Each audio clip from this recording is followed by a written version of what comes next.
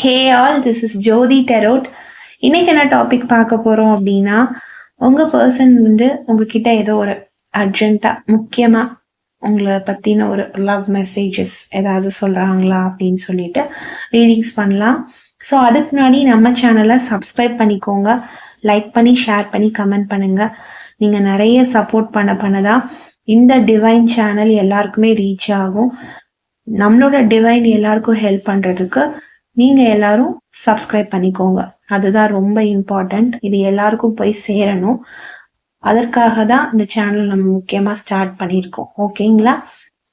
அதே மாதிரி personal readings வேணும்னு நினைக்கிறவங்க என்னோட வாட்ஸ்அப் நம்பர் டிஸ்கிரிப்ஷனில் இருக்குது, கம்யூனிட்டி போஸ்டில் இருக்குது. நீங்கள் வாட்ஸ்அப் பண்ணி கேட்டுக்கலாம். என்னென்ன டாபிக்ஸில் பர்சனலாக நம்ம ரீடிங்ஸ் எடுத்துகிட்டு இருக்கோம்னு சொல்லியும் நாங்கள் வச்சுருக்கேன். ஓகே, இப்போ ரீடிங்ஸ்குள்ளே போகலாம். ஓகே,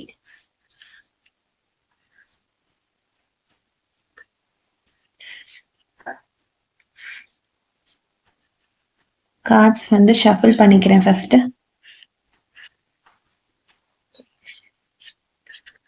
உங்க பர்சன் உங்ககிட்ட என்ன மெசேஜ் சொல்லணும்னு நினைக்கிறாங்க? இத ஃபர்ஸ்ட் கார்டு வந்துருச்சு.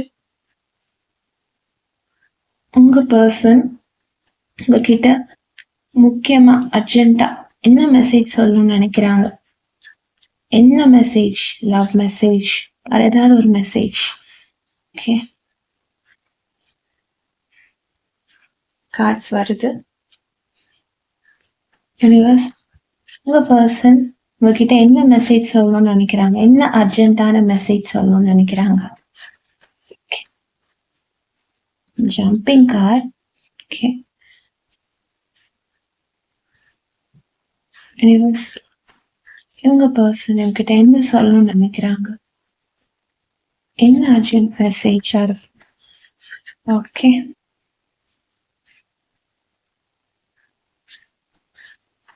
என்ன மெசேஜ் சொல்லணும்னு நினைக்கிறாங்க? One more card. என்ன மெசேஜ்? யூனிவர்ஸ். ஓகே, ரெண்டு கார்டு வந்தது. நான் ஒரு கார்டு எடுத்திருக்கேன் என்னோட இன்ட்யூஷன் கேட்டு.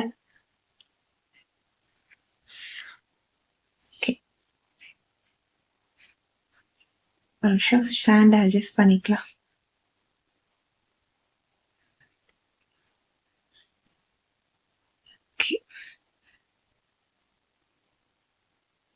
ஓகே, கிளியரா இருக்குன்னு நினைக்கிறேன்.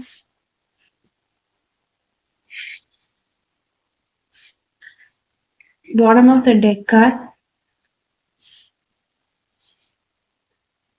9 of Wands. ஓகே,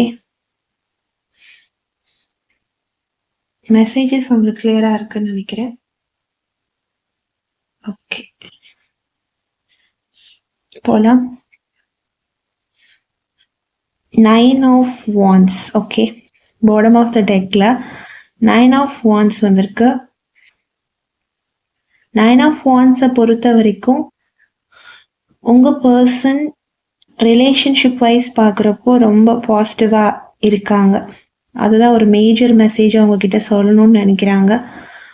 நான் இந்த ரிலேஷன்ஷிப்பில் தைரியமாயிட்டேன். இவ்வளோ நாள் நான் தைரியம் இல்லாமல் இருந்திருக்கேன், என்ன முடிவு எடுக்கிறதுனே தெரியாமல் இருந்திருக்கேன். ஸோ என் ஃபேமிலி, என்னோட விஷயங்கள், என்னோட ப்ரிஃபரன்ஸ் தான் முக்கியம்னு இருந்திருக்கேன். ஆனால் இப்போ நம்ம ரிலேஷன்ஷிப்க்கு நான் ஒரு முக்கியத்துவம் கொடுக்குறேன். அதற்காக ஏதாவது ஒரு முடிவு நான் தைரியமாக எடுக்கிறேன் அப்படிங்கிற மாதிரி சொல்கிற மாதிரி இருக்கு. தைரியம் எனக்கு தெரியுது. ஓவர் பாசிட்டிவிட்டி எனக்கு இங்கே தெரியுது. அதே நேரத்தில் இப்போ தான் ஒரு கியர் ஸ்டார்ட் பண்ணுறாங்க. இவ்வளோ நாள் ரிலேஷன்ஷிப் வைஸ் அவங்க எதுவுமே பண்ணல, எல்லா விஷயத்துலையும் விட்டு கொடுத்துட்டு தான் இருந்திருக்காங்க உங்களை. பட் இப்போது உங்களுக்காக அவங்க கொடுக்குற அர்ஜென்ட் மெசேஜ் என்ன அப்படின்னா, நான் தைரியமாயிட்டேன், ரிலேஷன்ஷிப்காக இனிமேல் நான் எல்லா பவுண்டரிஸையும் தாண்டி நான் நிற்பேன், உனக்காக நிற்பேன் அப்படிங்கிற மாதிரியான மெசேஜ் கொடுக்குற மாதிரி இருக்கு. நான் ஸ்டார்ட் பண்ணிட்டேன் என்னோட அந்த ஒரு பொறுப்பான விஷயத்த தைரியத்தோட என்னோட ரிலேஷன்ஷிப்பை நான் ஓவர் கம் பண்ணுறேன், நான் அதை நோக்கி நான் வரேன் அப்படிங்கிற மாதிரியான ஒரு மெசேஜஸ் பாட்டம் ஆஃப் த டெக்கில் தராங்க. ஸோ எனக்கு தைரியம் தெரியுது, ஏதோ ஒரு முடிவு எடுக்க போகிறாங்க, ஒரு ஹாப்பியான முடிவு தான் எடுக்க போகிறாங்க அப்படிங்கிற மாதிரி தெரியுது. உங்களுக்குமே அது ரொம்ப ஹாப்பினஸோட தான் இருக்கும் அப்படிங்கிற மாதிரியுமே எனக்கு தெரியுது. ஓகே, நெக்ஸ்ட் மெசேஜஸ் வந்து பார்ப்போம்.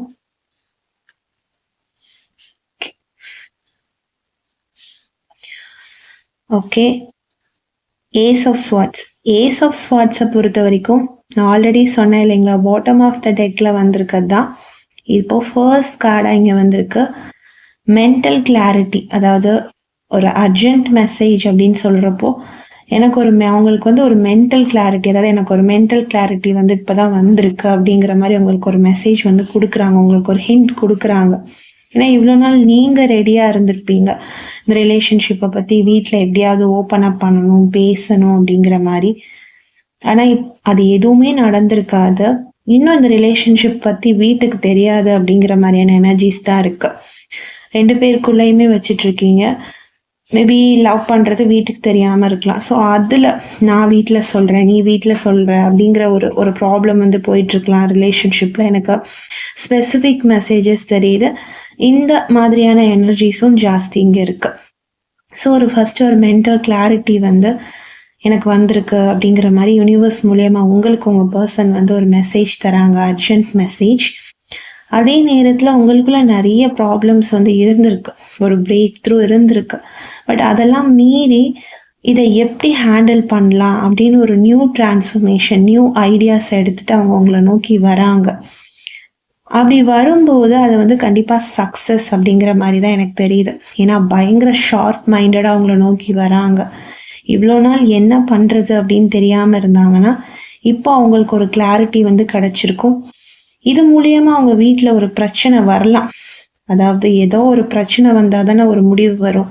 ஸோ அதே மாதிரி தான் இது மூலியமாக அவங்களுக்கு ஒரு நியூ கான்ஃப்ளிக்ட் வந்து வரலாம். பட் நீங்கள் பயப்பட வேண்டாம், அந்த ஒரு நியூ கான்ஃப்ளிக்டே உங்களோட ஹாப்பினஸ்க்கு ஒரு ஸ்டார்டிங்காக அமையலாம். ஓகே, ஸோ அந்த மாதிரி தான் உங்கள் பர்சன் உங்களுக்கு ஒரு அர்ஜென்ட் மெசேஜ் தராங்க. இந்த மாதிரி நான் தைரியமாயிட்டேன், எனக்கு ஒரு மென்டல் கிளாரிட்டி வந்து வந்திருக்கு, ரிலேஷன்ஷிப்பில் நான் இவ்வளோ நாள் ஒரு ஆக்ஷன் எடுக்காமல் இருக்கேன் அப்படின்னா இனிமேல் நான் கண்டிப்பாக ஒரு ஆக்ஷன் வந்து எடுப்பேன் அப்படிங்கிற மாதிரி ஒரு மெசேஜ் வந்து உங்களுக்கு கொடுக்குறாங்க. அதுவும் சக்ஸஸ் ஆக போகுது. ஓகேங்களா, இது உங்களுக்கு யூனிவர்ஸ் தரக்கூடிய message. Next card, 2 of Pentacles reversed. Okay, over committed, அதாவது இந்த ரிலேஷன்ஷிப்பில் வந்து அவங்க வராங்க, மென்டல் கிளாரிட்டியோடு இருக்காங்க, கரேஜஸோடு இருக்காங்கன்னு நான் சொன்னேன். ஓவர் கமிட்டடாக இருக்க போகிறாங்க. உங்களுக்கு இவ்வளோ நாள் ஒரு பொறுப்பே இல்லாமல் இருந்தாங்கன்னா ஓவர் பொறுப்பாயிடுவாங்க. ஸோ இந்த விஷயத்த ரொம்ப இழுத்து போட்டு செய்வாங்க.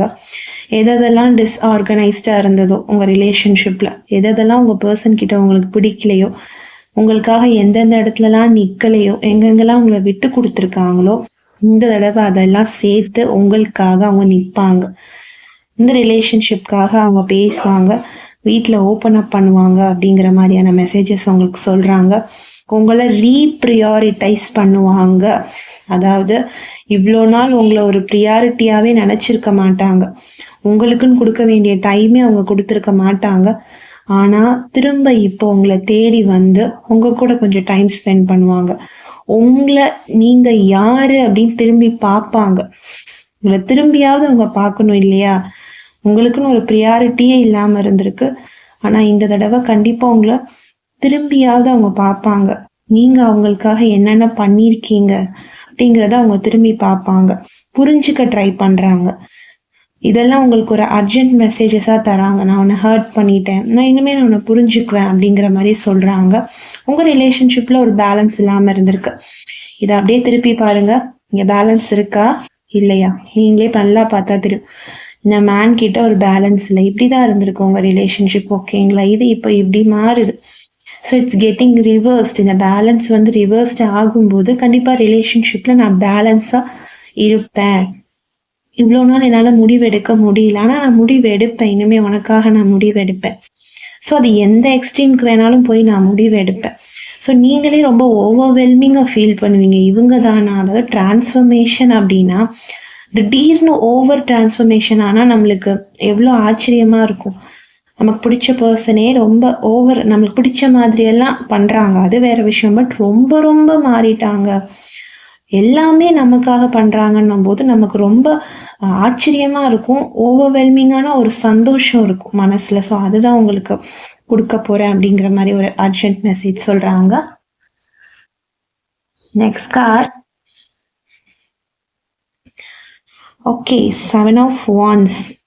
ஸோ உங்கள் ரிலேஷன்ஷிப்பை பொறுத்த வரைக்கும் சேலஞ்சான ஒரு ரிலேஷன்ஷிப் தான். நான் ஆல்ரெடி சொல்லிட்டேன், வீட்டிலே பேச பயப்படக்கூடிய ஒரு ரிலேஷன்ஷிப். மேபி பேரண்ட்ஸ் ரொம்ப ஸ்ட்ரிக்டாக இருக்கலாம் உங்கள் சைடு, அவங்க சைடு. இன்னும் நீங்கள் அதை பற்றி ஓப்பன் அப்பே பண்ணல. ஐ திங்க் இதுக்கான ஒரு ஸ்பெசிஃபிக் மெசேஜஸ் மாதிரி தான் எனக்கு தெரியுது. வீட்டில் பேசாத ஒரு ரிலேஷன்ஷிப், ஒரு கன்ஃபார்ம் ஆகாத ஒரு ரிலேஷன்ஷிப், அதனால உங்கள் பர்சன் உங்களை விட்டுட்டு போயிருக்காங்க. எனக்கு என் வீடு தான் முக்கியம், எங்கள் அம்மா சொல்கிறது தான் நான் கேட்பேன் அப்படின்னு சொல்லி விட்டுட்டு போயிருக்கக்கூடிய வாய்ப்புகள் வந்து நிறைய இருக்குது. ஸோ எனக்கு இப்போ அவங்களுக்கான ஒரு மெசேஜ் தான் இந்த வீடியோன்னு நான் நினைக்கிறேன். ஏன்னா ரொம்ப ரொம்ப ஸ்பெசிஃபிக் மெசேஜஸ் தான் எனக்கு வருது. ஸோ இது யாருக்கெல்லாம் ரெசனேட் ஆகுதோ அவங்க எடுத்துக்கோங்க.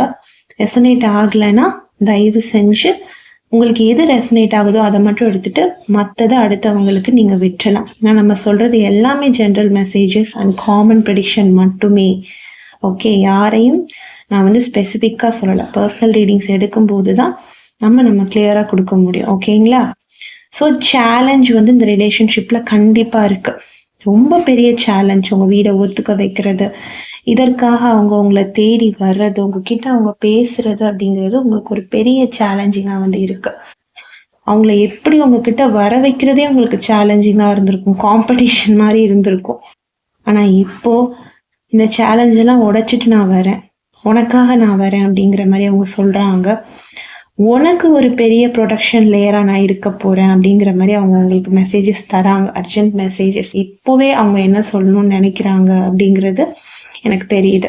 அந்த எனர்ஜிஸ் வந்து தெரியுது. நான் உனக்கு ஒரு பெரிய ப்ரொடக்டிவ் லேயராக நிற்கிறேன். ஏன்னா இவ்வளோ நாள் அவங்க நின்று இருக்க மாட்டாங்க, ஆனால் இப்போ நான் நிற்கிறேன், உனக்காக நான் வரேன் அப்படிங்கிறத ஒரு கிளியர் மெசேஜஸாக அவங்க கொடுக்குறாங்க. அதே நேரத்தில் உங்களுக்காக வீட்டில் சண்டை போடுவாங்க. இவ்வளோ நாள் அவங்க வந்து உங்களை பேசுவாங்க, உங்களை கூட்டிகிட்டு போய் நிறுத்தினாலும் உங்களை அவங்க அம்மா ஏதோ ஒரு விஷயம் சொல்கிறாங்க, அப்பா ஏதோ ஒரு விஷயம் சொல்கிறாங்கன்னா அவங்கள எதிர்த்து ஒரு வார்த்தை கூட பேசியிருக்க மாட்டாங்க. ஆனால் இனிமே நான் உனக்காக பேசுவேன், உனக்காக மட்டும்தான் நிற்பேன் அப்படிங்கிறது தான் அவங்க கொடுக்கக்கூடிய ஒரு அர்ஜென்ட்டான மெசேஜ். ஸோ உங்களுக்கான ஒரு கண்ட்ரோலாக அவங்க கொடுப்பாங்க. அது எந்த அளவுக்கு கொடுக்கணுங்கிற மெயின்டெனன்ஸ் அவங்களுக்கு தெரியும், அந்த அளவு அவங்களுக்கு தெரியும். உங்களுக்காக நிற்பாங்க. டோட்டலாக சொன்னால் உங்களை யாரும் எதுவும் ஒரு வார்த்தை சொல்ல விடாமல் அவங்க பார்த்துப்பாங்க அப்படிங்கிறது தான் அவங்க உங்களுக்கு மெசேஜஸாக சொல்கிறாங்க இந்த கார்டில். Next card, page of swords. Page of ஸ்வார்ட்ஸை பொறுத்த வரைக்கும் அவங்கள நிறைய மெனிப்புலேட் பண்ணியிருக்காங்க. அஃப்கோர்ஸ் நமக்கே தெரியும், இங்கே பேரண்ட்ஸ் தான் நிறைய மெனிப்புலேட் பண்ணியிருக்காங்க. நீங்கள் வேண்டாம் அப்படிங்கிற மாதிரி சொல்லியிருக்கலாம். ஸோ அதனால தான் உங்கள் பர்சன் வந்து அந்த மாதிரி உங்ககிட்ட பிஹேவ் பண்ணியிருக்காங்க அப்படிங்கிற மாதிரி தெரியுது. நிறைய உங்களை பற்றி சொல்லி கொடுத்துருக்கலாம். உங்களை வேண்டவே வேண்டாம் அப்படிங்கிற மாதிரி அவங்க வீட்டில் திங்க் பண்ணுறாங்க. அது அவங்க நடவடிக்கையிலே உங்களுக்கு தெரிஞ்சிருக்கும். உங்களை அவாய்ட் பண்ணும்போதே அது உங்களுக்கு தெரிஞ்சிருக்கும். டிஃப்ரெண்ட்டாக நடந்துக்குவாங்க. அவங்க ஆக்ஷனே உங்களுக்கு புதுசாக இருக்கும். நல்லா லவ் பண்ணிட்டு திடீர்னு ஒரு வேண்டான்னு சொல்லும்போது உங்களுக்கே அதை நீங்கள் ஃபீல் பண்ணியிருப்பீங்க. ஸோ இதெல்லாம் அவங்க பண்ணியிருப்பாங்க உங்ககிட்ட. ஆனால் இதுக்கெல்லாம் அவங்க சாரி அப்படிங்கிற மாதிரி தான் கேட்குறாங்க. ஐ திங்க் இந்த சிச்சுவேஷன் வந்து ரிவர்ஸ் தான் ஆகும். சாரி, நான் இவ்வளோ விஷயம் உனக்காக நெகட்டிவாக பண்ணியிருக்கேன், சாரி நான் உனக்காக நிற்கலை, ஸோ நான் இனிமேல் நிற்பேன், நான் எதெல்லாம் நான் இப்போ பண்ணியிருக்கேனோ தப்பாக பண்ணியிருக்கேனோ அதெல்லாம் நான் பாசிட்டிவாக ஆக்குவேன், இதுதான் நான் உனக்கு கொடுக்குற ஒரு அர்ஜென்ட் மெசேஜ் அப்படிங்கிற மாதிரி அவங்க சொல்கிறாங்க. Next card, queen of cups. Queen of கப்ஸை பொறுத்த வரைக்கும் ஓகே, நான் சொல்லிட்டேன் இல்லைங்களா, ஹீலிங். உங்கள் ரிலேஷன்ஷிப்க்கு வந்து மேஜராக கிடைக்க வேண்டியது ஹீலிங். உங்களுக்கும் கிடைக்க வேண்டியது ஹீலிங். அவங்களுக்கு கிடைக்க வேண்டியது என்ன, உங்களை பற்றின புரிதல். உங்களுக்கு கிடைக்க வேண்டியது, அவங்களால நீங்கள் நிறைய காயப்பட்டிருக்கீங்க, ஸோ உங்களுக்கு கிடைக்க வேண்டியது ஹீலிங். இந்த ரிலேஷன்ஷிப்கே டோட்டலாக கிடைக்க வேண்டியது ஒரு ஹீலிங் மட்டும்தான் இல்லையா? ஸோ அவங்க சைடு இருந்து உங்களுக்கு எப்போ ஹீலிங் வரும்? இந்த கம்பேஷன், அதாவது அந்த ரிலேஷன்ஷிப்பை வந்து அவங்க உயிருக்கு உயிரா நேசிக்கும் போதுதான் அந்த ஹீலிங் கிடைக்கும். ஸோ அதை அவங்க பண்ண போறேன் அப்படிங்கிறாங்க. நான் பண்ண போறேன் ரிலேஷன்ஷிப்பை வந்து நான் இன்னும் இந்த ரிலேஷன்ஷிப்க்கு நான் இம்பார்ட்டன்ஸ் கொடுக்க போறேன். இவ்வளவு நாள் எனக்கு இந்த ரிலேஷன்ஷிப்போட வேல்யூவே தெரியல. நான் ரொம்ப என்ன சொல்றது, இதை வந்து நான் அப்படி டேக் இட் ஈஸியா நான் எடுத்துக்கிட்டேன். ஆனா இனிமே நான் அப்படி இருக்க மாட்டேன் அப்படிங்கிற மாதிரி சொல்றாங்க. உங்களை கம்ஃபர்ட் பண்ண போறாங்க. கம்ஃபர்ட் இன் த சென்ஸ் உங்களை ஹீல் பண்ண போறாங்க. ஒரு காமா, ஒரு நர்ச்சரிங்கா, உங்களை ஒரு அம்மா மாதிரி அவங்க பாத்துக்க போறாங்க. அந்த அளவுக்கு ஒரு அம்மா நம்மளை எப்படி பார்த்துப்பாங்க, ஒரு அம்மா கிட்ட இருக்கும்போது ஹவ் வி ஃபீல், எப்படி ஃபீல் பண்ணுவோம், அதே மாதிரி உங்க பர்சன் கிட்ட நீங்க ஃபீல் பண்ண போறீங்க. எமோஷனலி உங்க பர்சன் வந்து ரொம்ப ஸ்டேபிளா ஆன ஒரு பர்சனா இருக்கலாம். அது எனக்கு தெரியுது. நீங்க ரொம்ப எமோஷனலா வீக்கான ஒரு பர்சனா இருப்பீங்க. அவங்க ரொம்ப எமோஷனலி ஸ்டேபிளா இருக்கலாம். ஸோ அவங்கள பார்க்கும்போதே தெரியுது, ரொம்ப எமோஷனலி ஸ்டேபிளான ஒரு பர்சன். சீக்கிரம் டக்குன்னு எமோட் ஆகிட மாட்டாங்க, டக்குன்னு அழுதுட மாட்டாங்க. பட் நீங்க அழுதுடுவீங்க. ஸோ அவங்க கேரிங்கா இருக்க போறாங்க. அவங்களோட அந்த கேரிங்லாம் பார்த்து கண்டிப்பா அவங்க கண்ணுல இருந்து தண்ணி வரும். யாரு நம்மள ரொம்ப கேர் பண்ணணும்னு இவ்வளோ நாள் நினைச்சீங்களோ அவங்க உங்களை கேர் பண்ணும்போது கண்டிப்பா அவங்களுக்கு அழுக வரதான் செய்யும். பட் அவங்க அவ்வளோ சீக்கிரம் அடைஞ்சிட மாட்டாங்க. அவங்க ரொம்ப ஸ்டேபிளா இருப்பாங்க. ஸோ நீங்க என்னென்னலாம் எதிர்பார்த்துருக்கீங்களோ அதெல்லாம் நான் உனக்கு தரப்போறேன் அப்படிங்கிறது தான் அவங்க உங்களுக்கு கொடுக்குற மெசேஜ். அர்ஜென்ட்டான ஒரு மெசேஜ். இந்த வீடியோ நான் கிரியேட் பண்ணும்போதே யூனிவர்ஸ் கிட்ட இருந்து எனக்கு சில சைன்ஸ் அண்ட் மெசேஜஸ் வந்துச்சு. ஸோ அதனால நான் இந்த வீடியோவை ஷூட் பண்ணி உங்களுக்கு நான் கொடுக்குறேன். So I am very thankful to universe இந்த மெசேஜை நான் இன்னைக்கு சொல்றதுக்கு. Next card, last card. Okay, 5 of Cups. 5 of Cups-ஐ பொறுத்த வரைக்கும் நான் சொல்லிட்டேன் இல்லைங்களா, எல்லா கார்டுக்கும் ஒரே பதில். இந்த 5 of Cups ரெக்ரெட் பண்றாங்க. ஸ்டார்டிங் டு ரெக்ரெட், ரியலைஸ் பண்றாங்க. ரெக்ரெட்னா என்ன, உணர்றாங்க. அவங்க பண்ண தப்பை வந்து ரியலைஸ் பண்றாங்க. நான் இந்த மாதிரி நான் பண்ணியிருக்க கூடாது, ஐம் சாரிங்கிறத தாங்க அவங்க சொல்றாங்க. ஒரே வரியில சொல்லணும்னா ஐம் சாரி ஃபார் எவ்ரிதிங். நான் உனக்கு பண்ணதெல்லாம் ரொம்ப தப்பு தான், ரொம்ப நான் காயப்படுத்தியிருக்கேன். ஸோ அதுக்கு நான் சாரி சொல்றேன். இதுதான் ஒரு அர்ஜென்ட் மெசேஜ். இந்த ஒரு ஹோல் வீடியோ ஒரு வரியில சொல்லணும்னா, நான் உனக்கு நிறைய விஷயங்கள் வந்து நான் பேடா பண்ணிட்டேன், I'm sorry, I'm going to do all good for you. உனக்காக நான் எல்லாமே நான் பண்ண போறேன். எதெல்லாம் நான் பேடா பண்ணணும் அதெல்லாம் நான் சேஞ்ச் பண்ணிக்க போறேன், மாத்திக்க போறேன். ஏன்னா எனக்கு அது புரியுது, நான் பண்ணது தப்புன்னு புரியுது. உங்ககிட்ட நான் இதை அர்ஜென்ட்டா சொல்லணும்னு நினைக்கிறேன், இமீடியட்டா சொல்லணும்னு நினைக்கிறேன். பட் என்னால் ஒரு ஃபோன் கால்லையோ ஒரு டெக்ஸ்ட்லையோ உன்னை நேர்லையோ பார்த்து என்னால் பேச முடியல. ஸோ நான் அதை ஒரு யூனிவர்ஸ் மூலியமா உனக்கு நான் கொடுக்குறேன், இதை நான் யூனிவர்ஸ் மூலியமா நான் உங்ககிட்ட சொல்றேன் அப்படிங்கிற மாதிரி தான் எனக்கு தெரியுது. ஸோ அவங்க ரொம்ப உடஞ்சி போய் நிற்கிறாங்க. ஸோ இந்த டைம்ல அவங்களுக்கு அரவணைக்க கூட ஆள் இல்லை. So you are the healing. அவங்களுக்கும் இப்போதான் அவங்க அந்த ஹீலிங்குங்கிற பார்ட்குள்ளேயே வராங்க. இவ்வளோ நாள் அவங்க ரியலைசேஷன் அப்படிங்கிற ஒரு பார்ட்ல தான் இருந்தாங்க. பட் இப்போ அவங்களுக்கும் ஒரு ஹீலிங் தேவைப்படுது, அவங்களுக்கும் ஒரு ஷோல்டர்ஸ் தேவைப்படுது, லீன் ஆகுறதுக்கு, சாஞ்சிக்கிறதுக்கு. ஸோ அந்த ஷோல்டர்ஸ் நீங்களா இருக்கணும்னு அவங்க நினைக்கிறாங்க. எனக்கு இந்த ரிலேஷன்ஷிப் பார்க்குறப்போ, இந்த எனர்ஜிஸ் பார்க்குறப்போ totally wonderful message from universe is like healing அப்படிங்கிற மாதிரி தான் வந்திருக்கு. ஸோ உணர ஆரம்பிக்கிறாங்க. நிறைய டிசப்பாயின்மெண்ட்ஸ் இருந்திருக்கு. அவங்க பேசுவாங்கன்னு நினைச்ச இடத்துலலாம் அவங்க பேசியிருக்கவே மாட்டாங்க, வாயை கூட திறந்திருக்க மாட்டாங்க. நீங்க அவங்களுக்காக போய் நின்று அவமானப்பட்டுட்டு தான் வருவீங்க. பட் நீங்க அப்படி இல்லை, அவங்களுக்காக நிறைய பேசியிருப்பீங்க, நிறைய நின்றுருப்பீங்க. பட் அவங்க சைடு இருந்து நோ ரெஸ்பான்ஸாக தான் இருந்திருக்கும். ஆனா இப்போ நீங்க இல்லாத ஒரு வாழ்க்கையை அவங்க ஒரு லாஸை உணர ஆரம்பிக்கிறாங்க. ஒரு சேட்னஸ் அவங்க லைஃப்குள்ள வர ஆரம்பிச்சிருக்கு. ஸோ டெஃபினட்டா சொல்றேன், அவங்க பண்ண தப்ப உணர ஆரம்பிக்கிறாங்க. ஸோ அதுக்காக அவங்க வருத்தப்படுறாங்க. நீங்க வேணும் அவங்களுக்குன்னு அவங்க நினைக்கிறாங்க. ஐ திங்க் அவங்களோட அர்ஜென்ட் மெசேஜஸ் நீங்க பார்த்துருப்பீங்க. எல்லாத்துக்குமே அவங்க வந்து ப்ளீஸ் பண்றாங்க, கெஞ்சி ஒரு சாரி சொல்றாங்க. நான் என்னென்னலாம் நான் பண்ணியிருக்கேனோ அதுக்கெல்லாம் சாரி, நானே இதுக்கு பொறுப்பேற்றுக்கிறேன், நான் இதை ஹீல் பண்றேன், திரும்ப நான் இதை எப்படி ஹீல் பண்ணணுமோ அதுக்கான வழியை நான் கண்டுபிடிச்சிட்டேன், நான் ஹீல் பண்றேன், நம்ம ரிலேஷன்ஷிப்பை நான் நெக்ஸ்ட் ஸ்டெப்க்கு எடுத்துட்டு போறேன், இனி நான் உனக்காக பேசுறேன், உனக்காக நிக்கிறேங்கிறது மட்டும்தான் அவங்க இன்னைக்கு உங்களுக்கு கொடுத்துருக்க மெசேஜ். ஓகே, இன்னைக்கு உங்களுக்கான மெசேஜை பார்த்துருப்பீங்க. beautiful message and blissful message. I'm very very thankful for doing this video. Okay, எப்பவுமே சொல்ற மாதிரி தான், always manifest a wonderful life ahead. Stay positive, be positive. Bye.